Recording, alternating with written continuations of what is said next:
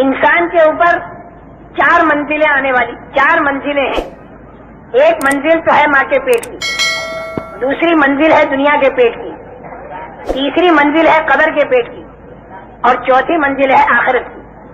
اور وہ آخری منزل ہے، اس کے بعد پھر کوئی 5ویں منزل نہیں. آخرت میں جو مقام اس کے لیے راحت کا یا تکلیف کا طے ہو گیا تو وہ اسی مقام کے اندر رہے گا. اس کے بعد پھر کوئی 5ویں منزل اس کی نہیں ہے. یہ بات الگ ہے کہ کوئی ایمان والا اگر اپنی بدعمالیوں کی وجہ سے جہنم میں گیا تو جہنم کے اندر وہ پاک اور صاف ہو کر اور پھر وہ جنت میں چلا جائے گا. لیکن بغیر ایمان کا جو آدمی ہوگا، جس کے اندر ایمان نہیں ہوگا، جو کفر والا ہوگا اور شرک والا ہوگا، وہ جب جہنم میں جائے گا تو وہ اس کی آخری منزل ہوگی اور اس کے اندر سے وہ نکلے گا نہیں. یہ 4 منزلیں ہیں انسان پر.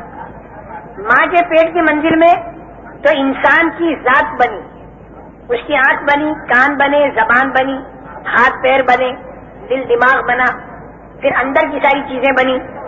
ماں کے پیٹ کے اندر تو انسان کی ذات بنی اور اس میں انسان کو ذرہ برابر اختیار نہیں تھا. لڑکا بننا یا لڑکی بننا، کالا بننا یا گورا بننا، خود انسان کو بننے والے کو بھی اختیار نہیں تھا اور اس کے ماں باپ کو بھی اس کا اختیار نہیں تھا. یہ بالکل ہمارے اختیار سے باہر مسئلہ اللہ جل جلالہ و منوالہ نے اس انسان کو ماں کے پیٹ کے اندر بنایا. اس کے بعد دوسری منزل ہے دنیا کی. دنیا کی جو منزل ہے، اس منزل میں اللہ نے اس انسان کو ہلکا سا اختیار مرحمت فرمایا.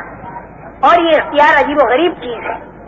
اللہ نے اس دنیا میں انسان کو ہلکا سا بھلے اور برے کا اختیار نصیب فرمایا. جیسے املی کا بیج بولے یا آم کی گٹھلی بولے، آم کی گٹھلی بوئے گا تو آم کا درخت تیار ہوگا، اور املی کا بیج اگر بوئے گا تو املی کا درخت تیار ہوگا. اسی طریقے سے یہ انسان یہاں پر بھلا کرے یا برا کرے، دونوں باتوں میں اختیار ہے. یہ ہاتھ اللہ نے دیے ہیں. جب تک روح انسان کے اندر موجود ہے تو اس ہاتھ پر آدمی کو اختیار ہے اس بات کا کہ اس سے سب کا خیرات دے، اس سے کسی رونے والے کو چپ کرے، کسی کے آنسو پوچھے، کسی کو روٹی کا ٹکڑا دے. اور اس بات کی بھی اللہ نے اسے طاقت دی ہے کہ اس ہاتھ سے کسی پر ظلم کرے. دونوں طاقتیں اللہ نے اس انسان کو دی، بھلے کی اور برے کی.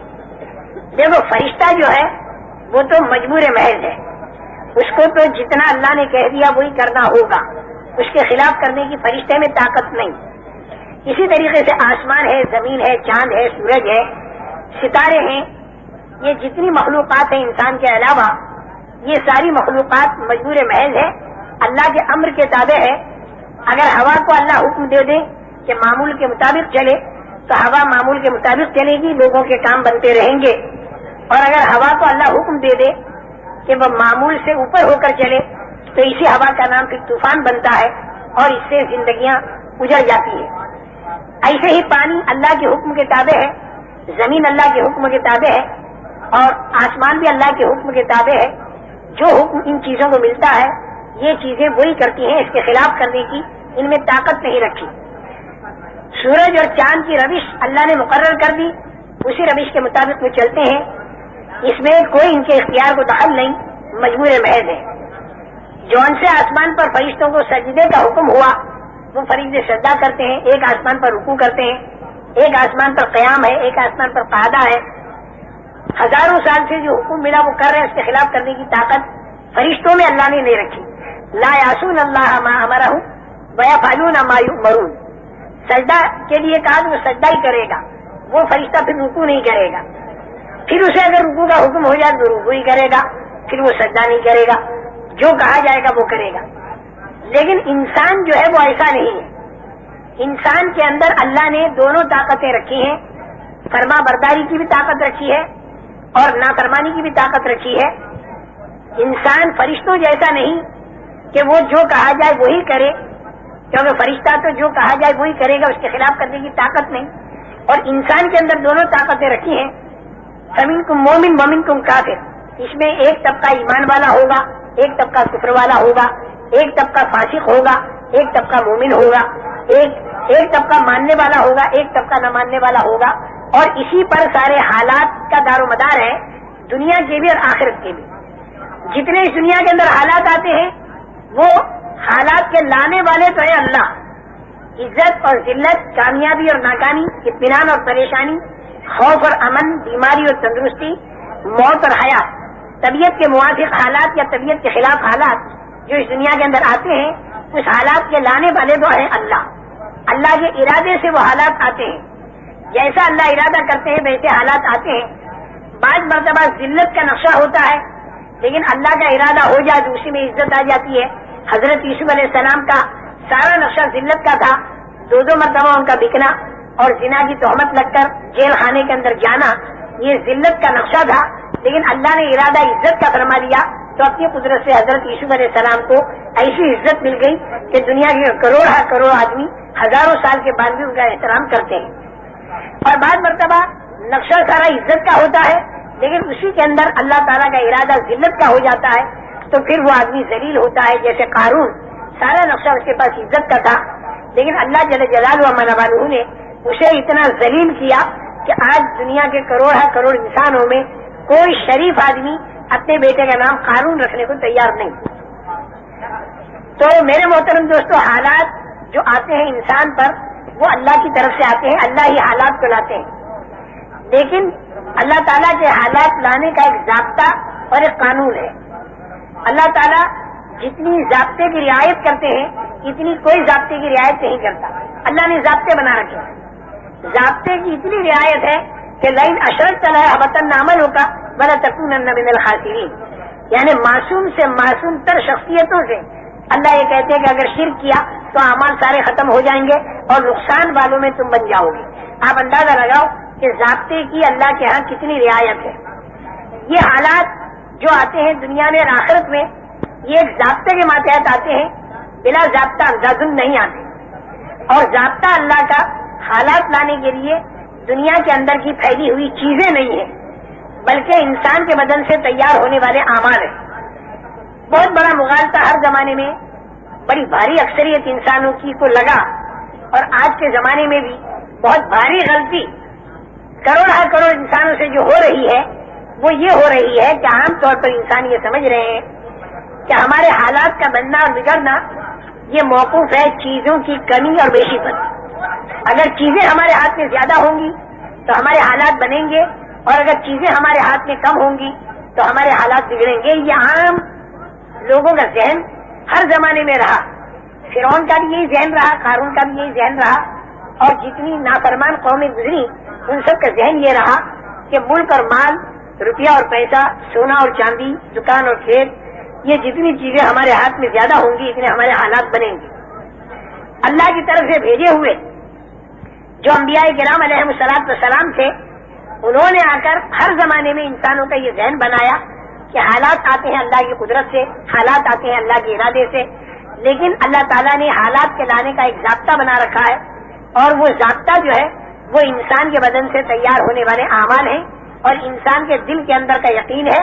اگر اس کے دل کے اندر کا یقین ٹھیک ہو جائے اور اس کے بدن سے تیار ہونے والے اعمال ٹھیک ہو جائیں، آنکھوں کا دیکھنا، کانوں کا سننا، زبان کا بولنا، ہاتھ کا پکڑنا، پیروں کا چلنا، دل اور دماغ کا سوچنا اگر ٹھیک ہو جائے تو اللہ تعالیٰ حالات اچھے لاویں گے.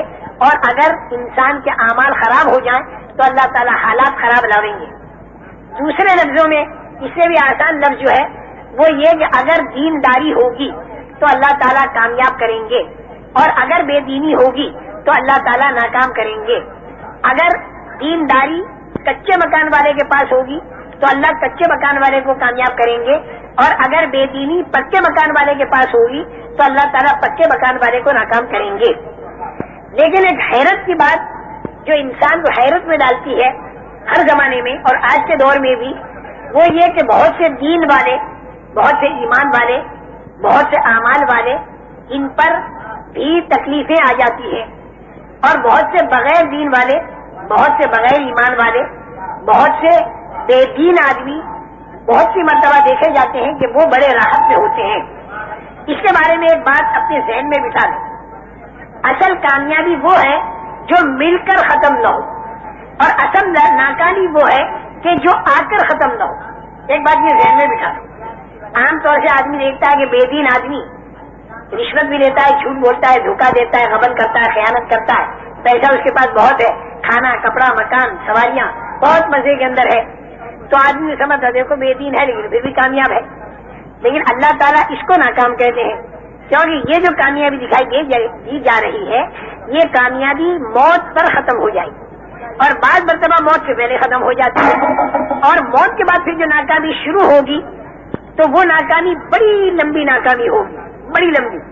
اگر آدمی حالت کفر یا شرک میں مرا تو پھر وہ ناکامی ایسی ہوگی جو کبھی ختم نہیں ہوگی, جس کو اللہ تعالیٰ خسران المبین کہتے ہیں.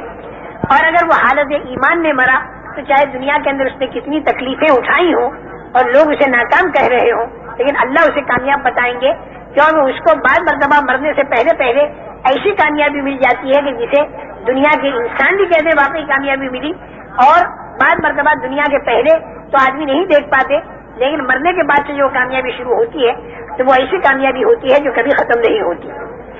موت پر حالات ختم نہیں ہوتے بلکہ موت پر حالات بڑھ جاتے ہیں.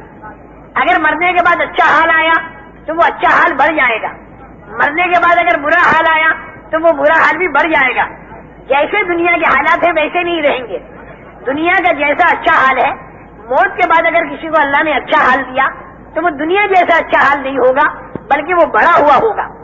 چھوٹے میں چھوٹی ادنا سے ادنا درجے کی جنت اگر اللہ نے کسی کو دے دی جو ایمان کے ذرے پر ملے گی تو وہ اتنی بڑی ہوگی کہ جس کے اندر جو پوری دنیا سے 10 گنا بڑی ہوگی, اور 70-72 اس میں ہوں گی بیویاں, اور 80,000 اس میں ہوں گے خدمت گزار, اور دودھ کی نہریں, پانی کی نہریں, شہد کی نہریں اور پاکیزہ شراب کی نہریں اس کے اندر چل رہی ہوں گی. سونے اور چاندی کی اینٹوں کے بنے ہوئے مکانات ہوں گے, ان کے جوڑنے کا گارا مشک کا ہوگا, اور جنت کی زمین کی مٹی زعفران کی ہوگی, اور پتھر اور کنکر ہیرے اور جواہرات کے ہوں گے, اور جو نعمت ملے گی وہاں پر کبھی چھینے گی نہیں. جنت میں جانے والا ہر آدمی جوان ہوگا, جوانی اس کی کبھی ختم نہیں ہوگی. مرد بھی اور عورتیں بھی 30-33 سال کی عمر کے ہو کر جنت میں جائیں گے, چاہے مرنے کے وقت میں عمر ان کی 90 سال کی ہوئی ہو, لیکن جنت میں جاتے ہوئے 30-33 سال کی عمر ہوگی. اور 50 کروڑ سال کے بعد اگر اس جنتی کو دیکھا جائے تو ویسا ہی جوان جاپان 30-33 سال کا ہوگا. جوانی ملی ختم نہیں ہوگی, اور زندگی ملی تو وہ بھی کبھی ختم نہیں ہوگی. موت کا وہاں پر ڈر نہیں, مکانات کے بوشیدہ ہونے کا ڈر نہیں, نہروں کے سوکھنے کا خطرہ نہیں. مرد ایک جگہ تکیا لگائے بیٹھے ہوں گے مسحری پر, اور ان کی بیوی, اس مرد کی بیوی دوسرے کنارے پر تکیا لگا کر بیٹھی ہوگی مسحری پر, اور سارا ایک عجیب و غریب منظر ہوگا. لا خوف علیہم ولا هم یحزنون, نہ تو آگے کا کوئی ڈر اور نہ پیچھے کا کوئی غم, نہ تو جوانی کے ختم ہونے کا غم نہ زندگی کے ختم ہونے کا غم, کسی قسم کا کوئی ڈر بھی نہیں, کسی قسم کا کوئی غم بھی نہیں. تیز رفتار سواریاں, اگر دوسری جنتوں میں جانا ہوا اعلیٰ قسم کی تو وہاں پر بھی جانے کی اجازت ملے گی, اور ہفتے میں ایک مرتبہ کم سے کم اللہ تعالیٰ کی زیارت اور دیدار, یہ ایک اتنی بڑی نعمت ہوگی کہ جنت کی ساری نعمتیں اس کے سامنے ماند ہوں گی. اللہ کو اگر اس دنیا میں کسی نے نہ پہچانا اور اللہ کی معرفت اگر کسی کو نہ ملی تو زندگی اس کی بیکار گئی. اللہ کی معرفت جس کو مل جاتی ہے اور ایمان والا جو آدمی بن جاتا ہے تو پھر اللہ تعالیٰ کی زیارت وہاں پر ہوتی ہے, اور یہ ساری جنت کی نعمتوں میں اعلیٰ قسم کی نعمت ہوتی ہے. اللہ تعالیٰ اس کی ہمت افزائی فرماتے ہیں, دلجوئی فرماتے ہیں. یہ فرماتے ہیں کہ تجھے اور کچھ چاہیے, تو وہ یہ کہتا ہے کہ اللہ ہر لائن کی نعمتیں تو نے ہمیں دے دی, اب ہم تجھ سے اور کیا مانگیں. تو اللہ تعالیٰ یہ فرمائیں گے کہ ایک نعمت میں تمہیں اور دیتا ہوں, وہ یہ کہ میں تم سے راضی ہو گیا, میں تم سے ناراض نہیں ہونے کا. کیونکہ اللہ کا ناراض ہونا بہت بڑی مصیبت اور اللہ کا راضی ہونا بہت بڑی نعمت. سورہ فاتحہ میں یہی 2 دعائیں مانگی جاتی ہے کہ انعمت علیہم والے راستے پر ہمیں چلانا اور مغضوب علیہم والے راستے پر مت چلانا. انعمت علیہم والے راستے پر ہمیں چلانا, مغضوب علیہم والے راستے پر ہمیں مت چلانا. انعمت علیہم والا راستہ وہ ہے کہ جو اللہ کی رضامندی پر پورا ہوتا ہے, اور مغضوب علیہم والا راستہ وہ ہے جو اللہ کے غضب اور اللہ کی ناراضگی پر پورا ہوتا ہے. تو میں نے یہ عرض کیا میرے محترم دوستو کہ وہاں مرنے کے بعد جو اچھے حالات آئیں گے تو وہ بہت زیادہ اچھے ہوں گے, اور اگر خدا نخواستہ اگر برے حالات آئے تو وہ برے حالات بھی بہت ہی برے ہوں گے. جیسے دنیا کے ہیں ویسے نہیں. دنیا کے اندر کسی کو سزا ہوتی ہے اگر تو وہ 5.25 فٹ کے بدن کو ہوتی ہے, لیکن جہنم کے اندر اگر سزا ہوگی تو وہ بدن اتنا بڑا بنا دیا جائے گا کہ ایک دھار احد کے پہاڑ کے برابر، اور کھال اتنی موٹی کہ 3 رات تک چلو تب جا کے اس کی کھال پوری ہو. اتنا بڑا بدن بنا کر سانپ اونٹ کے برابر اور بچھو خچر کے برابر ایک مرتبہ کاٹیں تو 40 سال تک تکلیف باقی رہے. اللہ تعالیٰ حفاظت فرمائے. اور آدمی پریشان، چاروں طرف سے فرشتوں کا ہتھوڑوں سے مارنا، آگ کا جلانا، اندھیرے کا ستانا، اس آگ میں اندھیرا، اور سانپوں اور بچھوؤں کا کاٹنا، بھوک اور پیاس کا ستانا، اور آدمی پریشان حال. بھاگنا چاہے گا تو دروازے بند ملیں گے، بڑے بڑے فرشتوں کے پہرے ملیں گے، اور فرشتوں سے کہے گا کہ تم ہماری کچھ مدد کرو تو فرشتے مختلف لائن کے جواب دیں گے.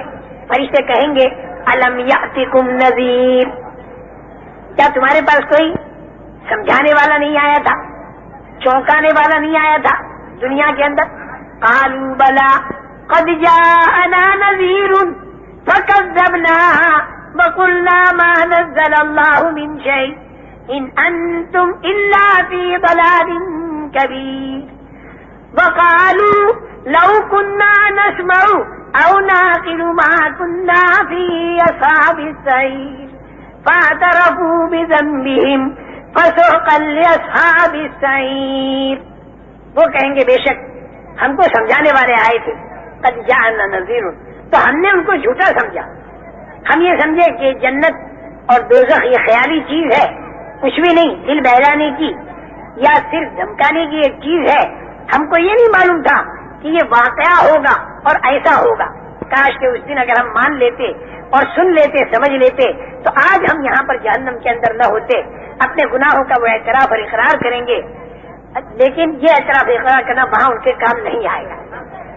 بہت بڑا داروغہ ہو گئے فرشتہ، اس سے کہیں گے کہ تو اللہ سے یہ دعا کر، بنا دو یا مالک لیقضی علینا ربک قال انکم ماکثون.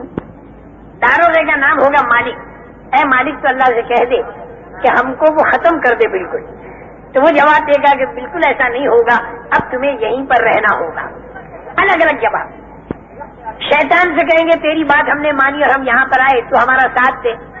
وہ کہے گا فلا تلومونی ولوموا انفسکم ما انا بمصرخکم وما انتم بمصرخی. نہ تو میں تمہاری مدد کر سکتا ہوں، نہ تم میری مدد کر سکتے ہو. میں نے تمہیں غلط بات کہی، تم نے کیوں مانی؟ اللہ تم سے صحیح کہہ رہا تو اس کی کیوں نہیں مانی؟ یہ شیطان کا جواب ہوگا. چاروں طرف سے مایوس ہو گئے.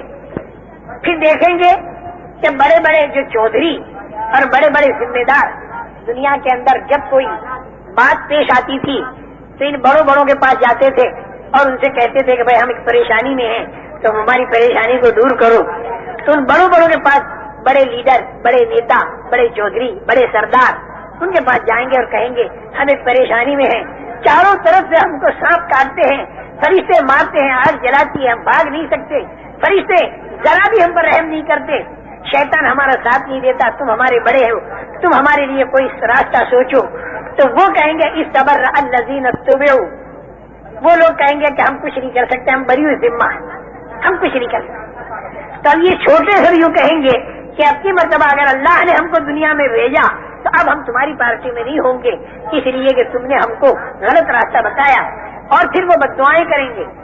ربنا انا اطعنا سادتنا وكبراءنا فأضلونا السبيل ربنا آتهم ضعفين من العذاب ولعنهم لعنا كبيرا.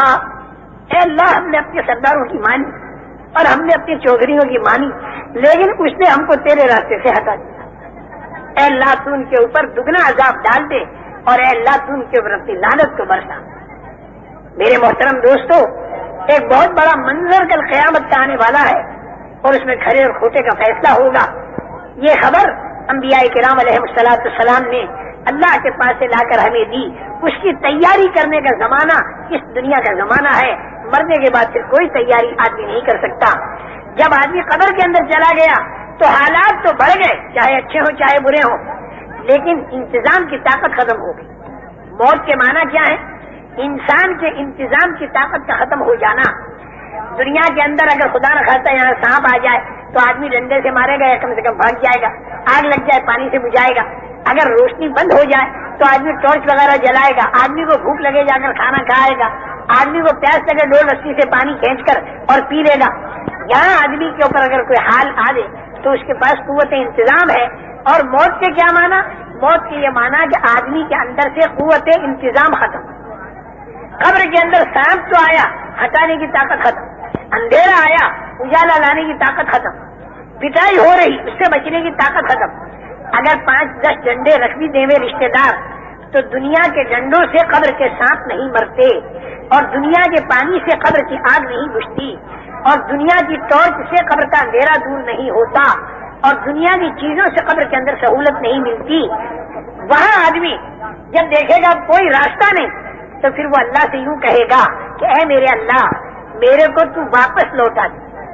اتنا تو وہ بھی جانے گا کہ قبر میں کچھ کر نہیں سکتا. یہاں پر میں نماز نہیں پڑھ سکتا، اور یہاں پر میں روزہ نہیں رکھ سکتا، تسبیح اور تلاوت نہیں کر سکتا. اے اللہ تو میرے کو دنیا میں واپس بھیج دے. کتنی بڑی دولت یہ دنیا کی زندگی تھی جو میرے ہاتھ سے نکل گئی. اب میرے کو معلوم ہوا کہ دنیا میں اگر ایک مرتبہ سبحان اللہ کہتا تو جنت میں میرے لیے ایک درخت بنتا. الحمدللہ کہتا تو درخت بنتا. دنیا میں صدقہ خیرات کرتا تو اس کا میرے کو بدلہ ملتا.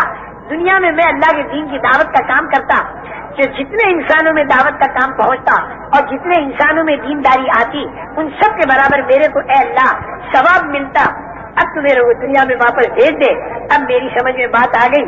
اب میں دنیا میں جا کر اچھے اچھے کام کروں گا. اللہ تعالیٰ فرمائیں گے کل نہ، بالکل نہیں.